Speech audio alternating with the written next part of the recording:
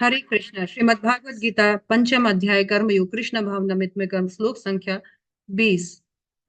न प्रहस्येत प्रियं प्राप्य न उद्विजेत प्राप्य च प्रियं स्थिर बुद्धि असम्मूढ़ो ब्रह्मावित् ब्रह्मणि स्थिता। जो न तो प्रिय वस्तु को पाकर हर्षित होता है, न अप्रिय को पाकर विचलित होता है, जो स्थिर बुद्धि है, जो मोह रहित और है और भगवत विद्या को जानने वाले हैं, वह पहले से ही ब्रह्म में स्थित है। तो इस श्लोक संख्या 20 और आने वाले श्लोक संख्या 21, इन दोनों में भगवान जो है ऐसे ब्रह्म रियलाइज्ड ऐसे भक्तों के लक्षण बता रहे हैं। भक्तों के लक्षण क्या है? तो भगवान पहले ही बोल रहे हैं कि ये ब्रह्मवेता होते हैं। ब्रह्मवेता मतलब जो भगवान के विषय में जानते हैं। जानते क्या है? जानते भी हैं और जिन्होंने अपने जीवन में भी अपनाया है, रियलाइज भी किया है उन्होंने। तो ज्ञान के साथ विज्ञान भी किया है और वो जानते हैं कि आत्मा क्या है, परमात्मा क्या है।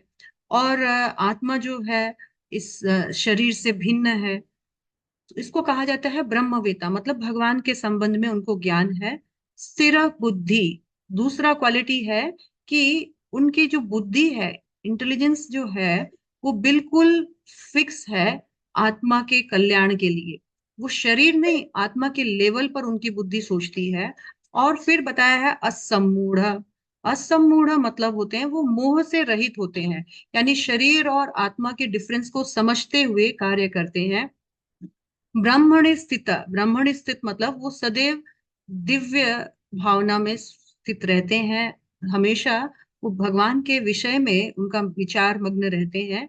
और उसके बाद में एक और क्वालिटी बताई गई है, न प्रेषित प्रियम प्राप्य, यानी वो किसी मन के अनुसार जो अच्छी लगती है उन चीजों को पाकर ना तो फूले समाते हैं, और ना ही जो मन को अच्छा नहीं लगा, कोई प्रतिकूल अप्रिय वस्तु को जो नहीं पाकर या पा करके वो कोई डिस्टर्ब होते हैं।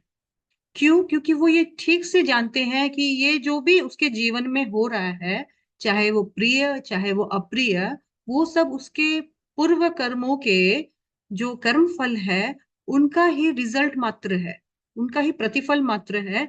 तो वो विचलित नहीं होते हैं क्योंकि उसको मालूम है ड्यू कोर्स में उसके द्वारा जो किए गए कर्म है उसके अनुसार उसे रिजल्ट मिलना ही है।